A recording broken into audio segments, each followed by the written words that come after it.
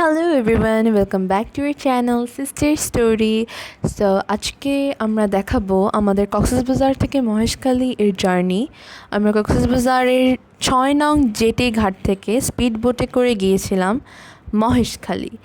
আমাদের প্রায় 15 থেকে 20 মিনিটের মতো লেগেছিল সেখানে পৌঁছতে। জার্নিটা আমার কাছে খুব ভালো লেগেছিল এবং স্পিড বোটটা জোরে যাওয়ার কারণে প্রচণ্ড বাতাস ছিল সেখানে, এবং সেখানকার পানিও খুব পরিষ্কার ছিল। সেই দিনের তাপমাত্রা বেশি হওয়ার কারণে আমাদের কাছে ছিল একটি হ্যান্ড ফ্যান, এবং আমাদের স্পিড বোট থেকে অনেক সুন্দর ভিউ দেখা যাচ্ছিল। পাশেই দেখা যাচ্ছিল কোস্টাল রেইন ফরেস্ট। এরপর আমরা সবাই মিলে স্পিড বোটে অনেক সুন্দর ছবি ক্লিক করেছিলাম।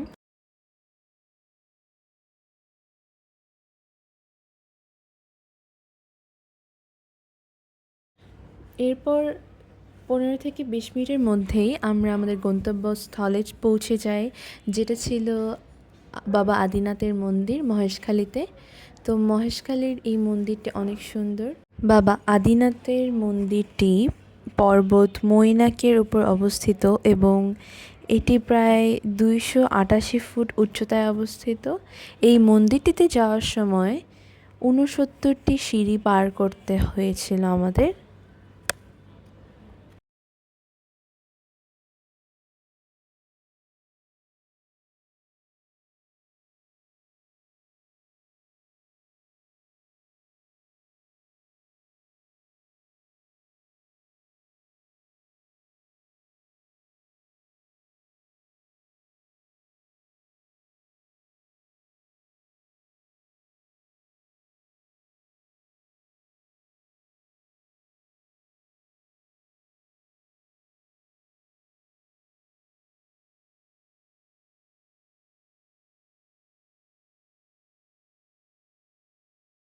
মন্দিরে প্রবেশের পরপরই আমরা বাবা আদিনাথের পুজো দিই এবং সেখানে অনেক ভিড় ছিল। বাবা আদিনাথের পাশেই ছিল নন্দী মহারাজ। তো তারপর আমরা মন্দিরের পাশে মোম আগরবাতি দিয়ে প্রার্থনা করে মন্দিরের চারিপাশটা একটু ঘুরে আসি।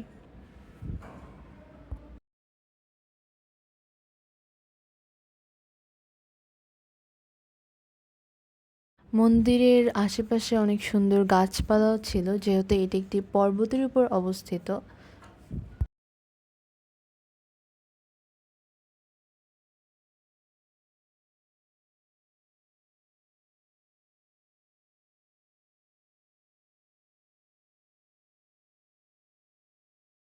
এই দেয়ালটিতে সুন্দর করে মন্দিরের ইতিহাসও লেখা ছিল, এবং মন্দিরের দর্শনার্থীদের জন্য থাকার ব্যবস্থা ছিল মন্দিরের পাশেই। তো আমরা সব কাজ সেরে চলে যাই রামসীতা মন্দিরে। রামসীতা মন্দিরে যাওয়ার সময় আমাদের সেখানেও অনেকগুলো সিঁড়ি পার করতে হয়েছিল। প্রথমে বুঝতে পারিনি, তো পরে যে আস্তে আস্তে যেতে যেতে বুঝতে পারি সেখানে যাওয়ার জন্য অনেকগুলো সিঁড়ি ব্যবহার করতে হবে।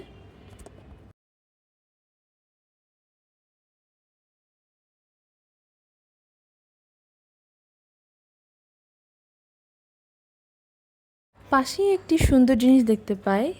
লোকালসরা সেখানকার পান বাজারজাত করার জন্য পানের বিড়া বানাচ্ছিল, এবং আশেপাশেও আমরা অনেক সুন্দর সুন্দর পানের বরজ দেখতে পাই। তো কিছুক্ষণ পর আমরা পৌঁছে যাই রামসীতা মন্দির এবং সেখানে প্রার্থনা করি। মন্দিরের আশপাশটা অনেক সুন্দর ছিল, অনেক সুন্দর গাছগাছালি ছিল, কারণ এই মন্দিরটি যে একদম পাহাড়ের চূড়ায় অবস্থান করছিল।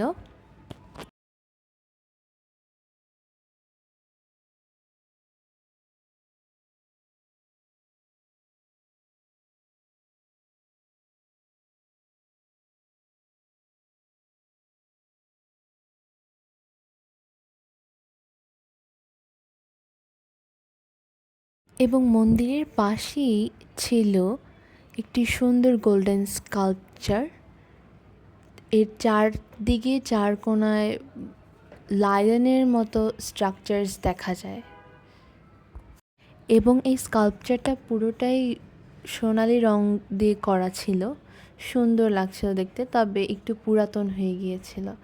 এবং পাশেই ছিল ভৈরব মন্দির। ভৈরব মন্দিরে যেতে পারিনি, তবে উপর থেকে অনেক সুন্দর লাগছিল। সাদা একটি সুন্দর মন্দির দেখা যাচ্ছে।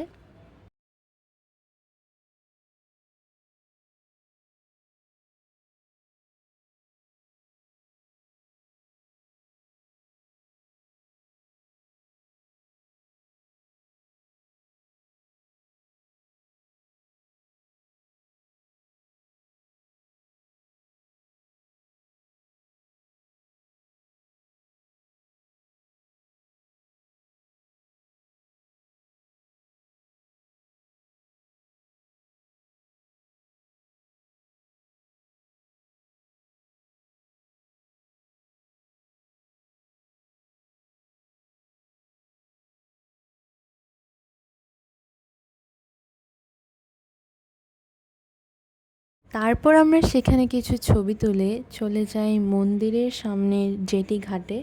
তো ঘাটেও আমরা অনেক সুন্দর ছবি তুলেছিলাম, অনেক সুন্দর দৃশ্য। তো কোস্টাল কোস্টাল রেইন ফরেস্টও ছিল সাইডে। তারপর আমাদের যাওয়ার পথেই আমরা দেখতে পেয়েছিলাম অনেক সুন্দর উইন্ড মিল বা উইন্ড টারবাইন, যেগুলো থেকে বিদ্যুৎ পেয়ে থাকি আমরা। বিদ্যুৎ উৎপাদন হয় এই উইন্ড এনার্জি থেকে।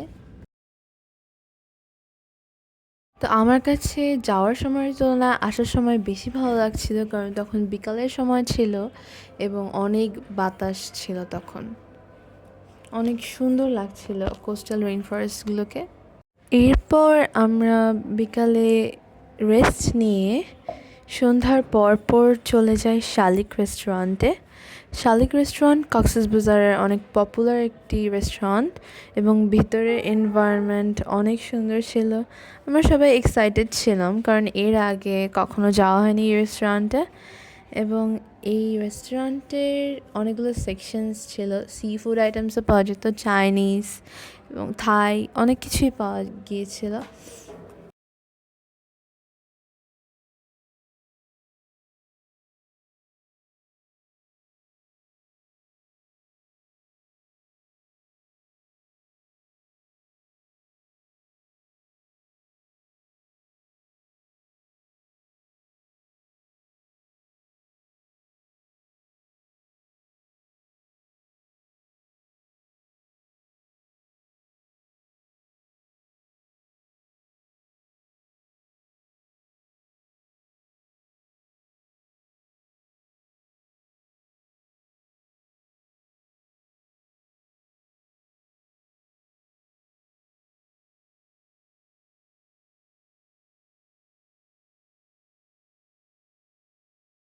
প্রকৃতি, আরোহী এবং আমরা সবাই অনেক খুশি হয়ে গিয়েছিলাম, কারণ ভিতরের যেই এনভায়রনমেন্টটা ছিল এবং সাইডেই একটা দোলনা দেখতে পেয়েছিলাম, অনেক সুন্দর। বাইরের জায়গাটা অনেক সুন্দর ছিল, রেস্টুরেন্টটাও অনেক ভালো। তো তখন ঈদের টাইম ছিল দেখে অনেক রাশ ছিল রেস্টুরেন্টে।